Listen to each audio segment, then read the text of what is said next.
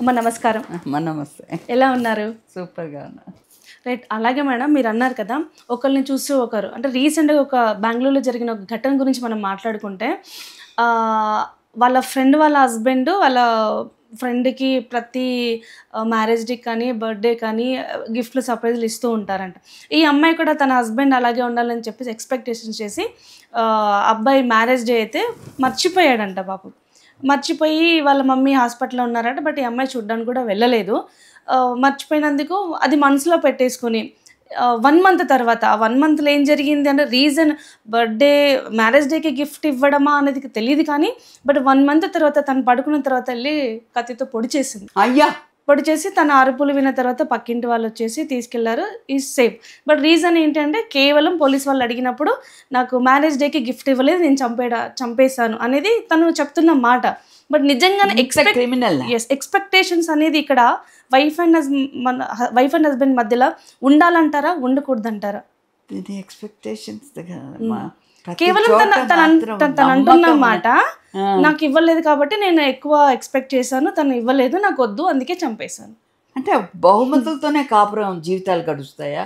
బహుమతులు ఉంటే ఎందుకంటే మీరు అన్నారు కదా తను ఒకరిని చూసి ఒకరు ఎక్స్పెక్టేషన్స్ ఇలా చేస్తున్నారని, సేమ్ ఇదే తను కూడా ఎక్స్పెక్ట్ చేసింది. చంపడానికి కూడా తను సిద్ధపడింది.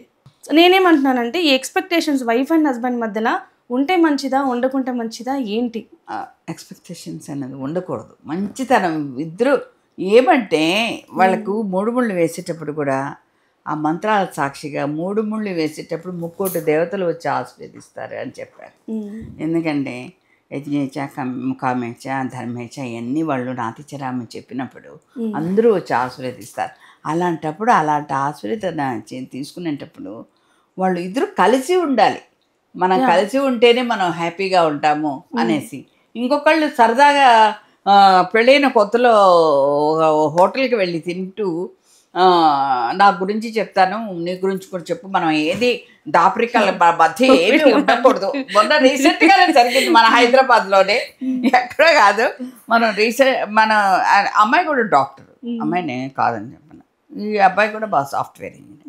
మనం ఎందుకంటే మనకు పొరపచ్చాలు ఎప్పుడు మనం కడిగేసుకున్నామంటే హ్యాపీగా ఉంటామంటే అమ్మాయి కూడా ఓకే అని నమ్మింది. నమ్మితే ఆ అబ్బాయి మొదట్లో వండుకు నాకు ఒక అమ్మాయిని ఇంట్రెస్ట్ ఉండింది, తర్వాత మళ్ళీ అమ్మాయి వేరే పెళ్లి చేసుకుందని ఏదో అబ్బాయి కహాని చెప్పాడు. ఆ అమ్మాయి కూడా నేను కూడా ఆ అమ్మాయి చెప్తూ ఉండేటప్పుడు ఆ అబ్బాయి చక్కగా రికార్డ్ చేసేసాడు సెల్ ఫోన్లో. అమ్మాయి అన్నీ చెప్పేసింది. అబ్బాయితో పాటు ఇన్నిసార్లు సినిమాలకి వెళ్ళాను, ఒకసారి గోవాకు కూడా వెళ్ళాను అనేసి అన్నీ చెప్పేసింది. వాళ్ళ మదరాళ్ళ దగ్గర తీసుకొని పెట్టారు. వాళ్ళ మదరాళ్ళు వచ్చి కోర్టులో పెట్టేశారు. అయిపోయి మా అమ్మాయి తెలియలేదండి. మా అమ్మాయి ఇంత చదివించినా కూడా ఆ అమ్మాయికి ఆలోచన లేకపోయింది. ఉన్నట్టు చెప్పింది. హాస్టల్లో ఉండేటప్పుడు కూడా మా హాస్టల్ ఫ్రెండ్స్తో కూడా ఒకసారి మేము కాస్త డ్రింక్ చేసాము అని కూడా అమ్మాయి మనసులో ఉన్నదాన్ని చెప్పాలి కాబట్టి చెప్పేసిందంట. ఆడ అబ్బాయి అట్లా అంటూ వింటూ ఒక అమ్మాయి ఇష్టపడింది, మాత్రం నాకు ఇష్టపడింది, అమ్మాయి చేసేసుకుంది అనేసి సింపుల్గా చెప్పి అమ్మాయి మొత్తం చెప్పి ఇంకా నాకు మనసులో ఏమి లేదు, మొత్తం అన్ని కడిగేసేసాను అనేసింది. కడిగేసాం కాదు, అక్కడ సంసారం కడిగేసుకున్నట్లు అయిపోయి. అంటే ఈ ఆలోచన వాడికి ఆ దుర్బుద్ధి అలాంటి రాకూడదు, అలాంటి ఆలోచనలు రాకూడదు. కానీ ఇతనికి ఎందుకు ఇలా గుచ్చుకొచ్చి అడుగుతున్నాడని ఈ అమ్మాయి కూడా కొద్దిగా ఆలోచించుంటే బాగుండేది. కానీ ఆ అమ్మాయి పూర్తిగా సరే చెప్పి అది నమ్మకం ఉండొచ్చు భార్యాభర్తల్లో, అతి నమ్మకం అనేది ఉండకూడదు.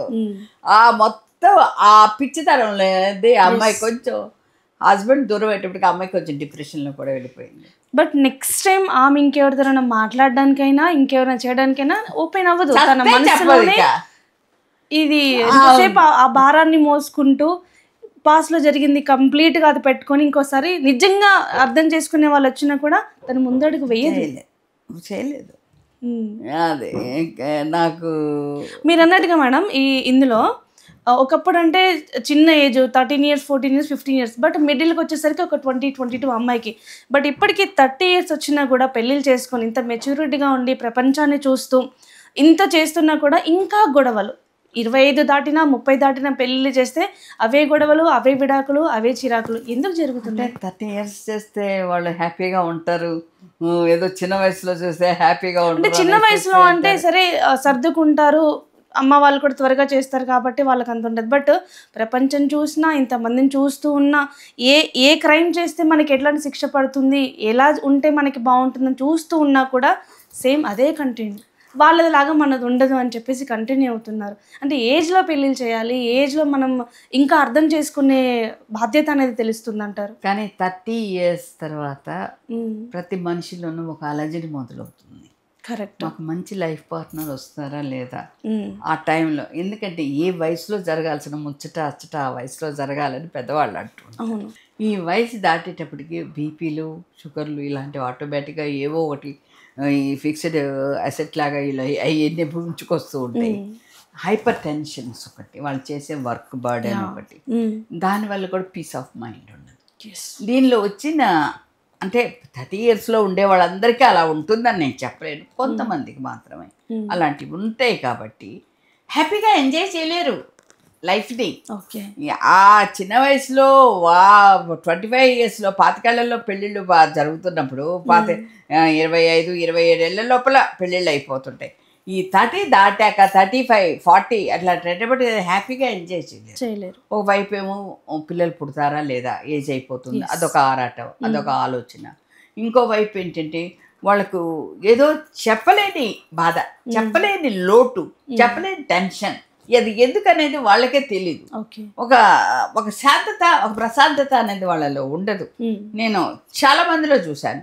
ఇక్కడికి వచ్చి పెళ్ళి కావాలని వచ్చిన వాళ్ళలో కూడా చూశాను. కానీ వాళ్ళల్లో ఒక అలజడి మాత్రమే ఉంటుంది, కానీ ఓకే. ఒక పీస్ ఆఫ్ మైండ్ అనేది ఉండదు. అందువల్ల అలాంటప్పుడు అంత ఏజ్ వరకు మ్యారేజ్ కావాలి, అంత ఏజ్ వరకు మేము ఒంటరిగా పోరాడుతున్నాం, లైఫ్తో పోరాడుతున్నాం అలా అని కాకుండా ఏ వయసులో అచ్చట ముచ్చట అనేది ఆ వయసులో ఉండాలి. ఈ గొడవలు పెళ్ళి పెద్ద మెచ్యూరిటీ వచ్చాక వీళ్ళు పెళ్లి చేసుకుంటే చాలా హ్యాపీగా ఉంటారు, ఏమీ జరగవు, ఏమీ గొడవలు జరగవని అక్కడే వాళ్ళకే ఎక్కువ గొడవలు జరుగుతుంటాయి. అది ఎందుకంటే అలజడి, ఓకే. అలజడితోనే జరుగుతూ ఉంటాయి. నేను చూసినవి అయితే నాకు తెలిసింది ఇదే అనమాట. ఎందుకంటే నేను ఏ బుక్స్లో చూసినవి నేను నమ్మను, ఏవి చెప్పింది నమ్మను, నా కళ్ళారా చూసింది మాత్రం నేను నమ్ముతూ ఎందుకంటే మీరు ఇంతమంది క్లయింట్స్ చేస్తూ ఉంటారు, ఇన్ని వేల పెళ్ళిళ్ళు చేశారు, జీవితాలు చూస్తూ ఉంటారు. కాబట్టి జీవితం అంటే ఇట్లా ఉంటుందా అనేసి అనిపిస్తూ ఉంటుంది. అప్పుడు నిజంగా భగవంతుడికి థ్యాంక్స్ చెప్పాలి. ఏదో అంటారు చూడండి, భగవంతుడు తడుక్కుని ప్రత్యక్షమే ఏ వరం కావాలంటే కాస్త తృప్తిని ప్రసాదించి తండ్రి అంటే చాలు, మాకు ఇంకేం కాదు. తృప్తిగా ఉంటే చక్కగా హ్యాపీగా నవ్వగలం, ఒక బుద్ధ భోజనం చక్కగా చేసుకోగలం. తృప్తి లేని జీవితం ఎందుకండి? తృప్తి అనేది మస్ట్. ఆ తృప్తి అనేది ఇప్పుడు మనకి ఎవరికి లేకుండా కొరవడిపోయింది. ఏదో ఆలోచన, ఏదో ఆరాటం, ఇంకేదో తపన, దీని వల్లనే మనిషి ఛిద్రమైపోతుంది. థ్యాంక్ యూ అమ్మా. చాలా మంచి మంచి విషయాలు పెళ్లి గురించి, కలిసి ఉంటే ఏ విధంగా ఉంటుంది, అర్థం చేసుకుంటే ఏ విధంగా ఉంటుంది మాకు తెలియజేశారు. Thank you so much.